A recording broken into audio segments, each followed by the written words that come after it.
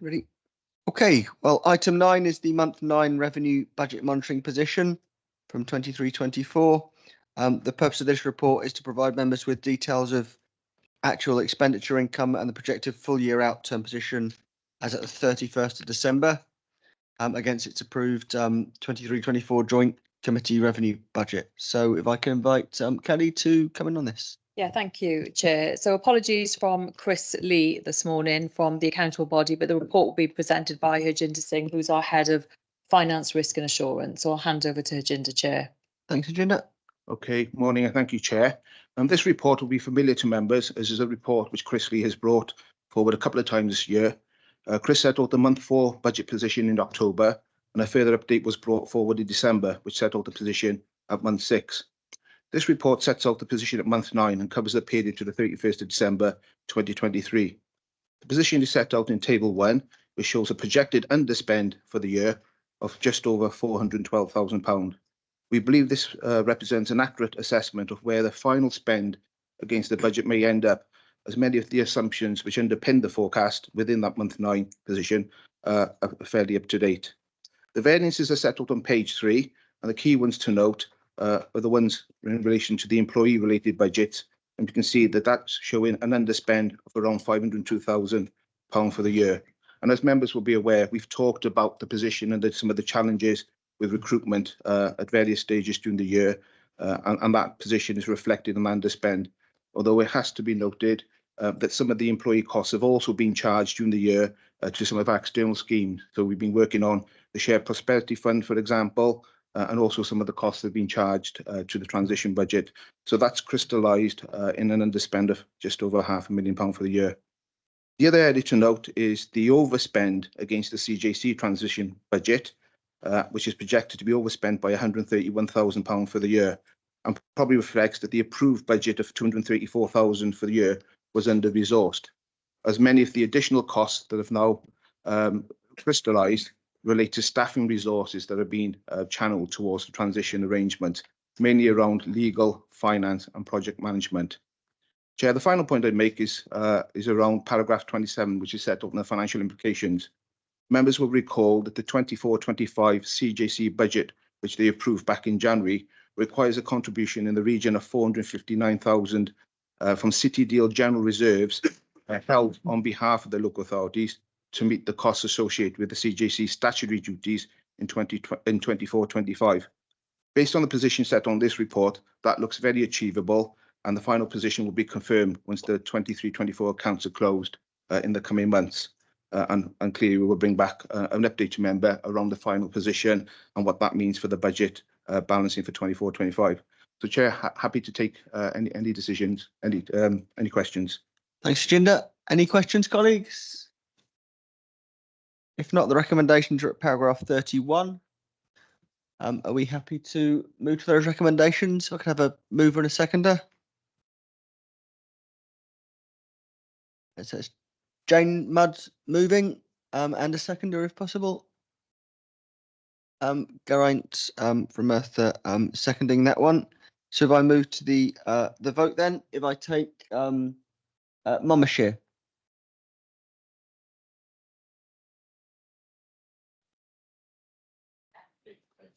Oh, Marianne, I think you're muted then. Yes, agreed. Thanks, Marianne. Blarney Gwent. Agreed, Chair.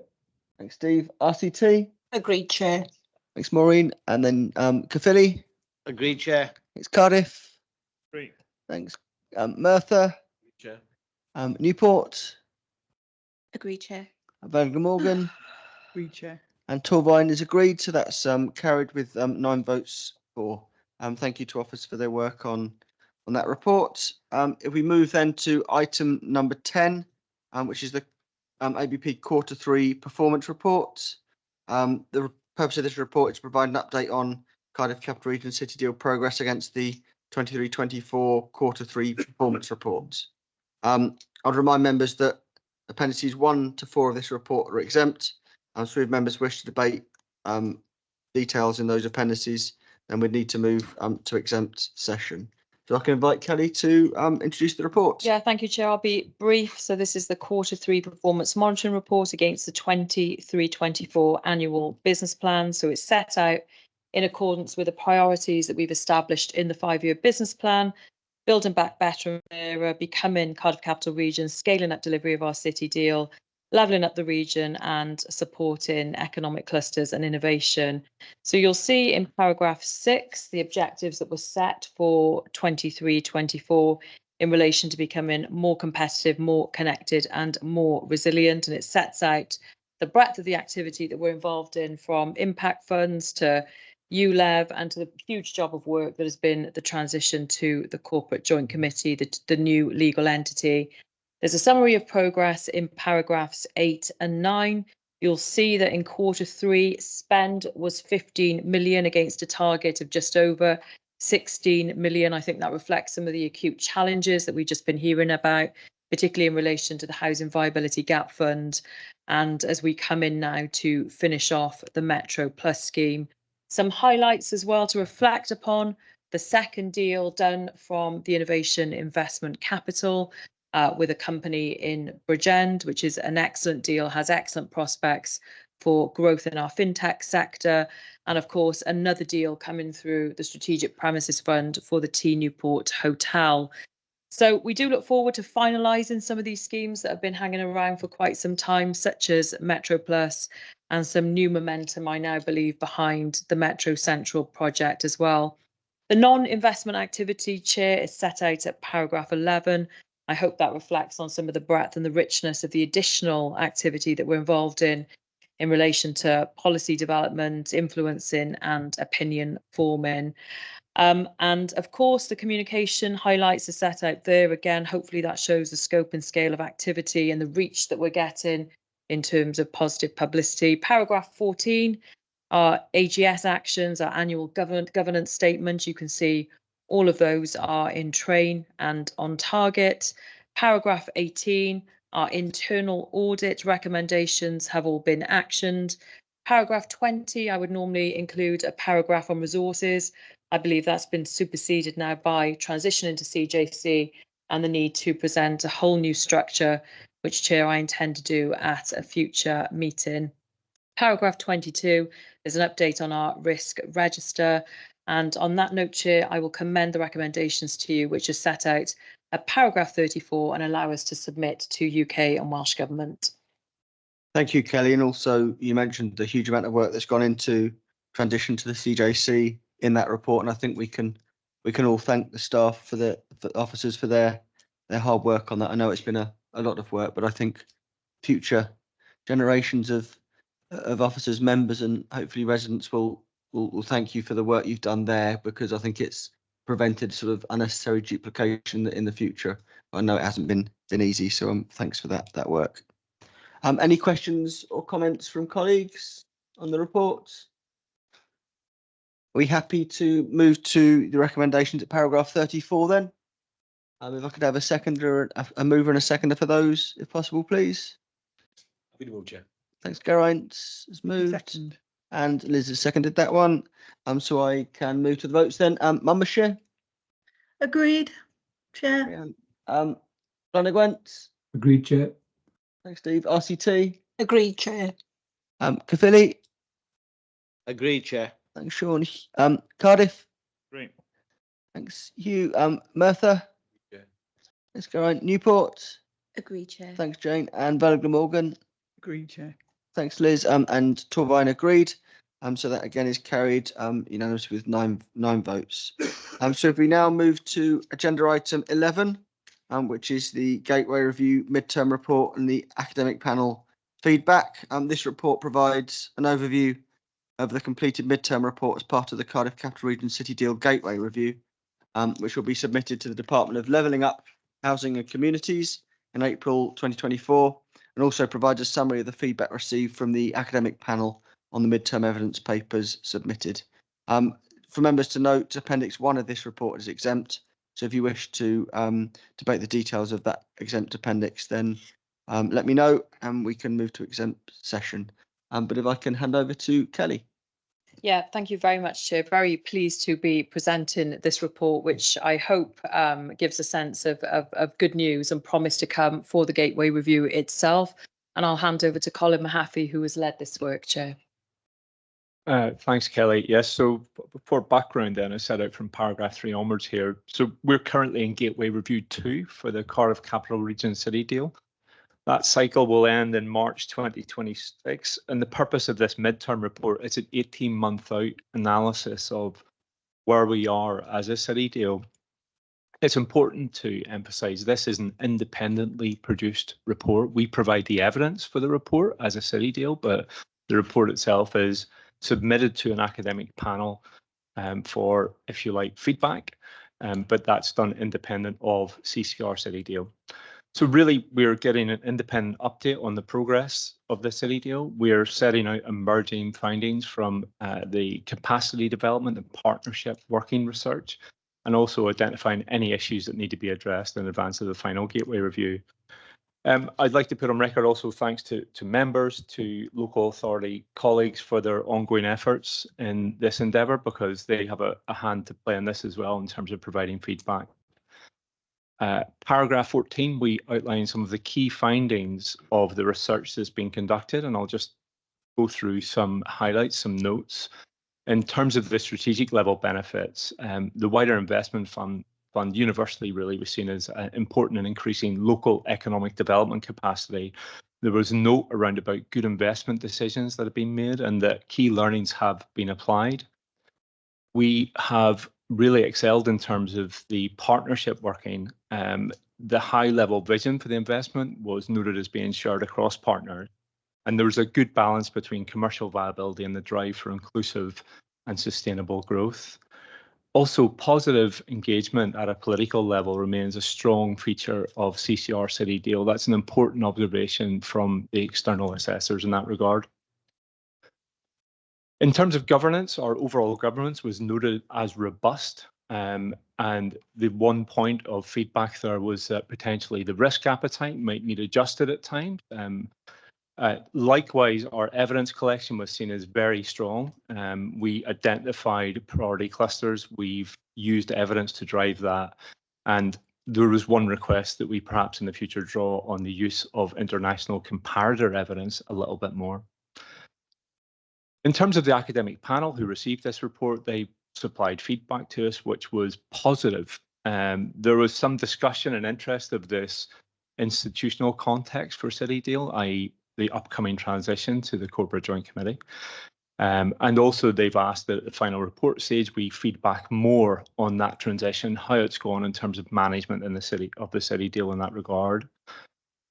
They also noted our relatively positive performance in terms of productivity and GVA growth. And there was direct comment that there was a sense that there is good management going on of the Cardiff Capital Region City Deal. In terms of next steps, CCR officers will further develop the resource plan to ensure we meet the Gateway Review satisfactorily, and also preparatory work for the final report has already begun in that regard. And at paragraph 34, we set out the recommendation that Regional Cabinet note the positive progress against the Gateway Review process and the subsequent academic panel feedback. Thank you for that report, Colin, and for your hard work on this, and other officers too. Have we got any questions or comments from members? Are we happy then to move to the recommendations of paragraph 34? If I could have a mover and a seconder. Move it, Chair. Great. Thanks, Steve. Steve Thomas moving and Jane Mudd seconding. And start with the vote then. Monmouthshire. Agreed, Chair. Thanks. Blarney Gwent. Agreed. RCT. Agreed, Chair. Caerphilly. Agreed. Cardiff. Agreed. Merthyr. Agreed, Chair. Newport. Agreed, Chair. Bella Glamorgan. Agreed, Chair. And Torvine is agreed. So that's carried with 9 votes. Thank you, members.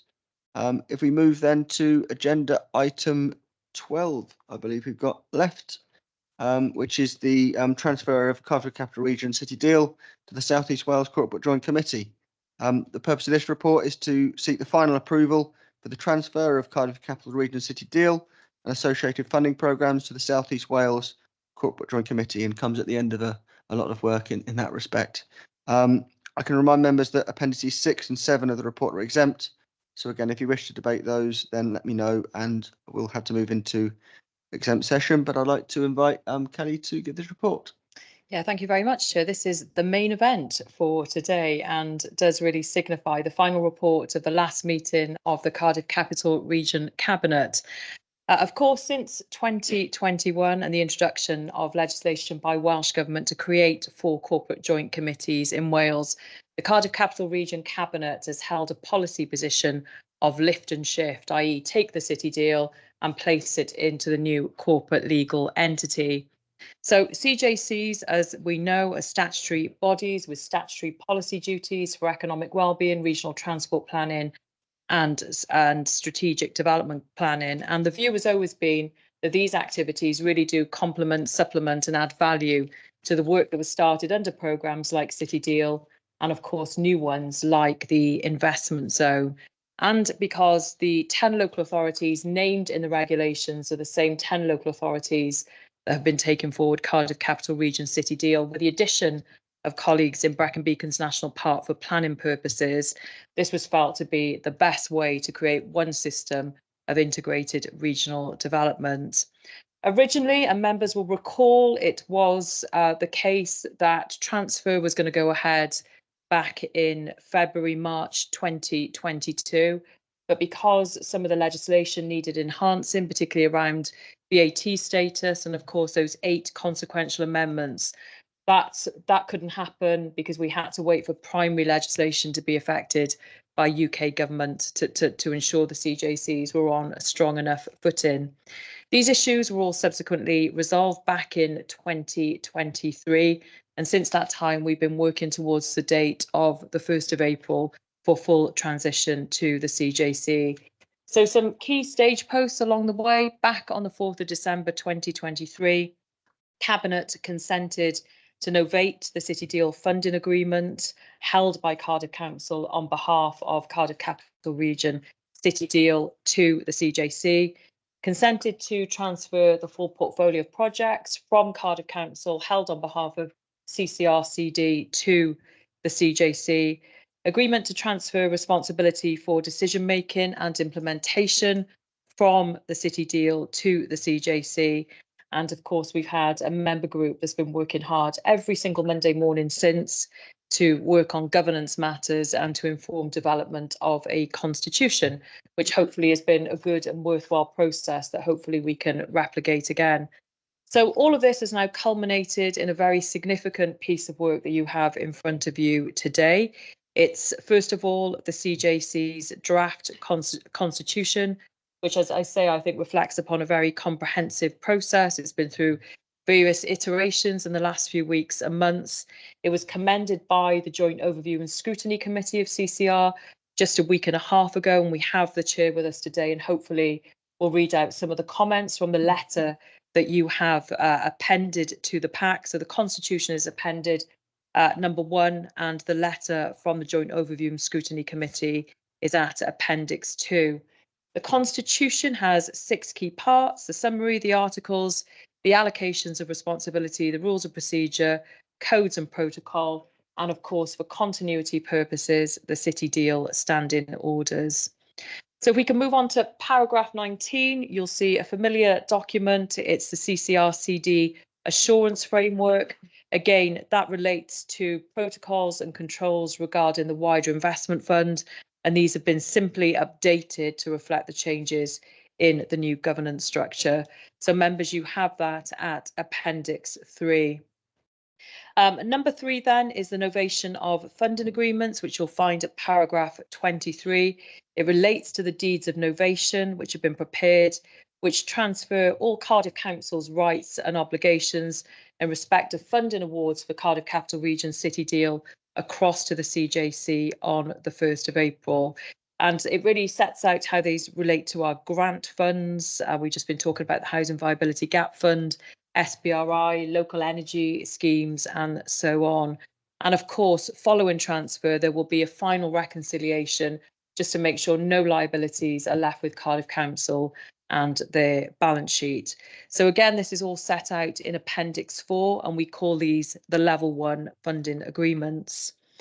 So on to number 4 then, which is fund management agreements. We call these blocks of finance. They're held by Cardiff Council in relation to things like sub-funds, impact funds, our limited liability partnership for innovation investment capital, for example, the strategic premises fund, but also cooperation agreements that we have in place with partners like Cardiff University on the Challenge Fund and Transport for Wales on things like Cardiff Central Station.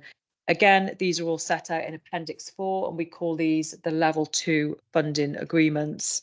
If we move on to number 5 then, which is wholly owned companies, this relates to our SPVs, CCR Energy and CS Foundry, which we've heard about this morning, and it proposes that the CJC becomes the sole shareholder on behalf of all 10 councils and through the new CJC.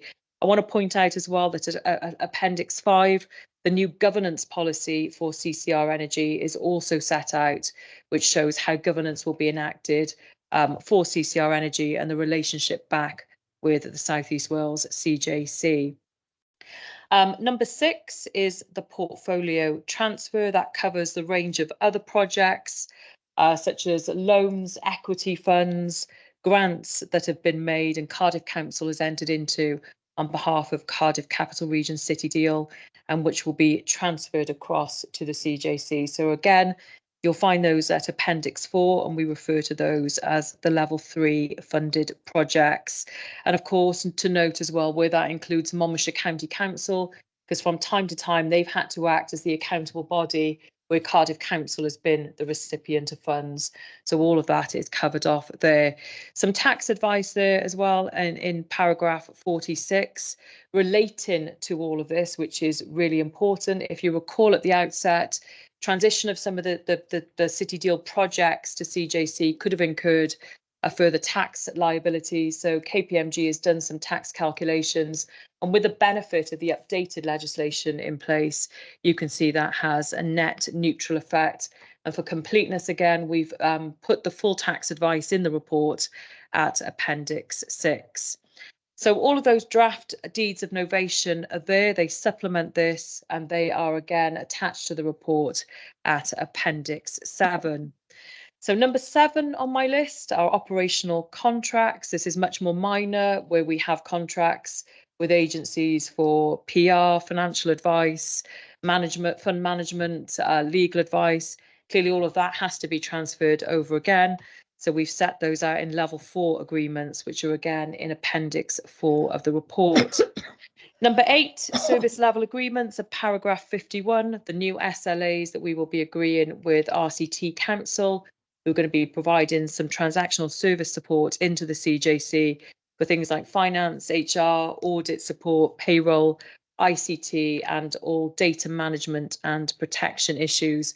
For completeness, I think I mentioned it already, RCT also hosts the Joint Overview and Scrutiny Committee. Number 9 is future decision making. So the Regional Cabinet is asked to delegate any future decisions to CJC, including things like the 22-23 accounts, which have not yet concluded. There will be other things such as audit plans as well. So you'll see a list set out there in paragraph 53. And finally, just while I take a breath, number 10 is dissolution of the Cardiff Capital Region's Cabinet. That is all set out at paragraph 54, which finally transfers all decision making from Cardiff Capital Region Cabinet to the new CJC and dissolves Regional Cabinet. So closes this current chapter. The best news of all is you will no longer have to have 2 meetings, and I'm sure that's very much welcome. And thank you for your patience while we've gotten to this point. Chair, I'll ask Jane to come in just a few seconds' time, because there is a short addendum to the Constitution which we've sent around this morning, which reflects some comments that we have received. And also, if we could ask the Chair of the Joint Overview and Scrutiny Committee to make some comments as well, given the session that we've had. But just from me, really, just to thank everyone for great patience. It's taken some time. It hasn't been the easiest route to get in here, but I do fundamentally believe it is the right thing to do to bring everything together and have that solid platform for regional working.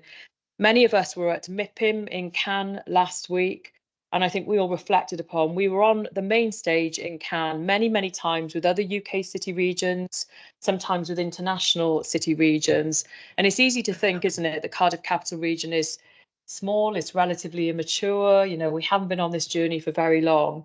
But I felt really reassured last week that I think we're far ahead of the game in certain spaces, and I think we've got a lot of really, really positive things to shout about. And sometimes it takes standing on an international stage to really realise that. So, Chair, I want to pass my thanks. I wouldn't normally do this because as officers, this is our job. But this has been above and beyond day job for so many months, weekends included, for so many people. Jane and the legal team, governance team in particular, you can see all of the work that's gone into the Constitution. Hundreds of funding agreements have had to be novated. So thanks to Jane and the team, to colleagues in Cardiff Council that have worked with us so diligently on this, Monmouthshire as well, to all of the officer team who've just done such a phenomenal job. They've kept at it. And I want to thank Frank Holmes in particular as well, in terms of leading our REGP, our investment panel, Kevin Gardner, Nigel Griffiths, some of the prominent people who've been there, supported us throughout this process, and also have always been on the end of the phone for me when I've needed the therapy. So regional work in collaboration is never easy, is it? You know, it's hard work. This is difficult. It's challenging. But fundamentally, time and time again, I think it's proved that this is absolutely the right thing to be doing. So, Chair, perhaps I can hand over to Jane, and then maybe we could bring the JOS Chair in, if that's okay, Chair, before we go to the final recommendations. Sure. Come in, Jane. Thank you, Chair. It's just a short update, please. So obviously, Regional Cabinet is asked to simply note the CJC's draft constitution. It'll be for the CJC meeting to adopt it if they see fit. But before members note it, there are some small amendments. The Brecon Beacons member has expressed an interest in the National Park Authority being entitled to nominate members to Joint Overview and Scrutiny Committee and to the Governance and Audit Committee. The draft amendments, in fact, don't change anything in law. In relation to the Joint Overview and Scrutiny Committee, that is a joint committee of the 10 councils, and it's a matter for the members of that committee to decide if they wish to pass a resolution to co-opt any other member. But it certainly wouldn't prevent the Brecon Beacons National Park Authority from seeking that. In relation to the Governance and Audit Subcommittee, there's a requirement in law for that to be split, so it's 2/3 council members, 1/3 lay members, and there is nothing in law that would prevent Brecon Beacons National Park Authority from nominating somebody to essentially sit as a lay member of that committee. So hopefully that's an explanation of the background for the proposed changes in relation to the 2 subcommittees. The National Park Authority has also asked if they could be a member of the Chief Executives Group when that group is discussing matters relating to strategic planning. So provision has been made for that also in the draft amendment. If members are content with those amendments, then in the next meeting, in the CJC meeting, the recommendation will be to adopt the Constitution as amended. Is there anything else? Thank you, Jane. And now over to Andrew Whitcomb as the chair of the Overview and Scrutiny Committee. Welcome to the meeting, and yeah, the floor is yours. Yeah, thank you very much, Chair. I would like to thank the Democratic Services team at RCT for the letter they produced, which highlighted some of the minor changes, although we had a very long meeting on it. And I'd also like to thank all of you who are leaders here for supporting the participation on the committee. Before the last election, attendance was pretty poor, to be honest. It has now improved immensely. And I'd like to ask for your continued support in members attending. The reason I became chair was because I was the only member of the committee that was on the committee before the last election. So, but I really enjoyed it. But the support we're getting from all the team is excellent. We had a long discussion about it, the transition to the new body, and we would like to formally support the new constitution as amended. Thank you, Chair. Thank you very much, and thank you to yourself and to the members of the Overeating Scrutiny Committee for their contribution to that. It provides us great assurance. So thank you. Right, okay, over to members then. Any questions or comments? Jane. Thank you, Chair. I echo Kelly's comments, and I'm absolutely delighted that the Chair of Scrutiny has joined us today as well, and really welcome his feedback too. I'd just like to say, Chair, that all of us are on a journey, aren't we? And this, for many of us, this has formed part of our journey. But in reflecting, I think on this pretty momentous occasion, how far we've come, it would be remiss of us not to acknowledge the contributions that those colleagues who actually came together to start CCR made really in establishing us. My goodness me, look how we've grown and developed since then. So I would like to pay tribute to those colleagues who came together at the beginning to start CCR, to those colleagues who are still part of CCR and CJC, but unable to join us here today. And really to everybody who's worked to develop what I would say as certainly that I would identify as part of my journey with this, are relationships that are based on trust, that are strong, and really form that firm bedrock there for moving forward. So huge thank you to everybody who's been involved, but really important to recognise the contributions of those colleagues who've come before us. Thank you. Well said. Any other contributions, members?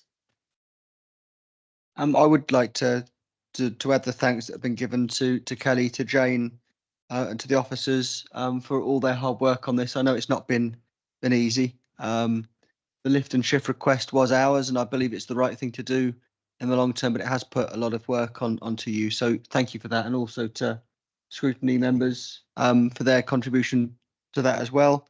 The RAGP was mentioned, and the relationship we've had with them, I think, has been a great cornerstone of our development as a region. We've got that sort of honest but collegiate advice from business sector and from academia. And that is something I think is of great value as we evidence what we do going forwards. I mentioned the lift and shift, the importance that I think we attached as leaders to having one integrated regional development system, not having, different things going on in parallel to each other. It's very much the maxim of more partnership, fewer meetings, better outcomes. And I think that's the important thing going forwards. And I think this way of doing it will put us in a good place to achieve that. I'd like to echo the comments of Councillor Mudd. I think the foundations of our partnership has very much been about relationships and culture, about trust of each other, compared to perhaps where our constituent councils were 10, 20 years ago. I think that the trust that we've built up between each other, the way that we recognise we all do things differently, but that we can work together as a team, the lack of parochial sort of bargaining that goes on in this, we're all signed up to the region as a concept and to the collective benefit that we can give to the whole of the area, the whole of the CCR, the whole of the 10 authorities, and also the lack of